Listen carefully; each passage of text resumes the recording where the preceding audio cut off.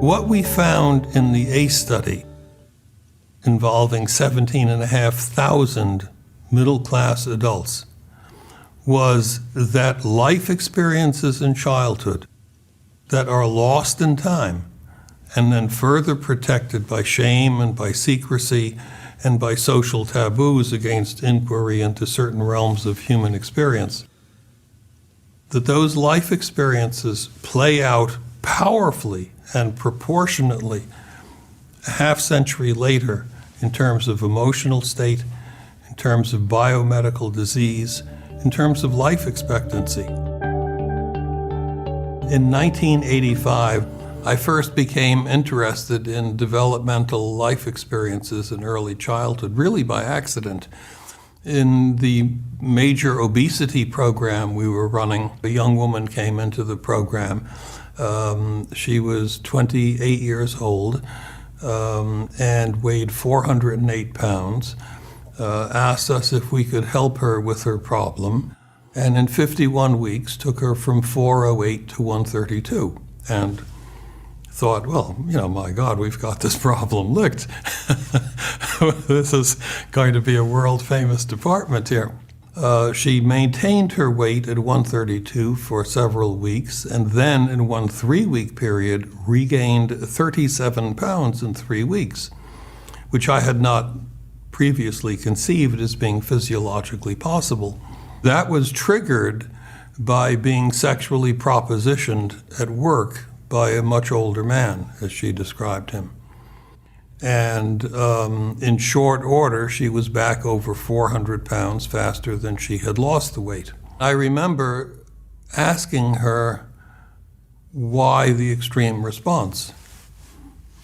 After initially claiming not to have any understanding of why the extreme response, ultimately she told me of a lengthy incest history with her grandfather from age 10 to age 21. Ultimately, it turned out that 55% of the people in our obesity program acknowledged a history of childhood sexual abuse. I mean, that obviously is not the only issue going on, but it was where we began. And as we went down that trail, then we discovered other forms of abuse, also growing up in massively dysfunctional households, etc. And the ACE study was really designed to see whether these things existed at all in a general population, and if so, how did they play out over time.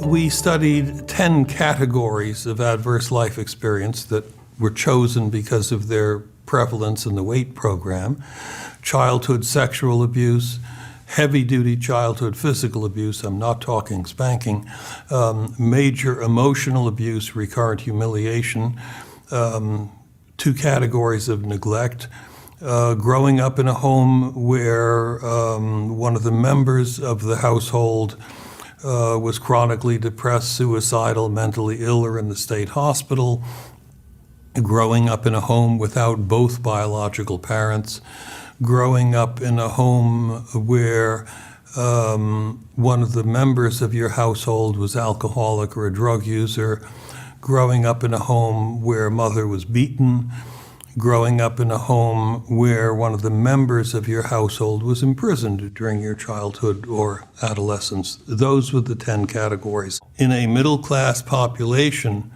1 in 11 people has experienced 6 or more of those adverse life experiences in childhood. So this is very common, totally unrecognized.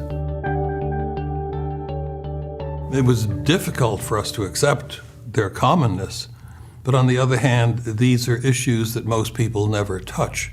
And so who would know without routinely asking? But at a so-called ACE score 6, experiencing any 6 of the 10 categories that we studied, that person was 4,600% more likely to become an IV drug user than a person who had experienced none of those 10 categories. Okay? Now, you think you read in the newspaper the latest cancer scare of the week, prostate cancer or breast cancer increases 30%, and everyone goes nuts. I'm talking 4,600% increase. The same A-score of 6 produces a likelihood of attempting suicide that is between 3,100 and 5,000% greater than the likelihood of suicide attempts in someone with none of those life experiences. So the power of this relationship is enormous. So ultimately the question arises, how do life experiences in childhood end up with disease states a half-century later? There are at least two big categories to account for that. One is through the use of various coping devices. One smokes to feel better, one overeats to feel better, one drinks to relax, etc. And those things carried out in heavy amounts have major destructive patterns, even though they may be immediately beneficial. The other broad category has to do with the effect of chronic major unrelieved stress on the workings of one's brain and central nervous system. In recent years, this is relatively new, it's become clear that chronic major unrelieved stress can produce the release of pro-inflammatory chemicals in a person's body and also can suppress immune system function. Of the 10 categories that we studied, any 6 of them produces a shortening in life expectancy of almost 20 years.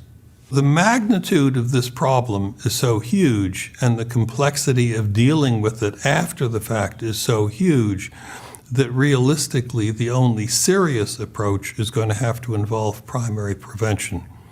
No one knows how to do that, but it's the right question to focus on.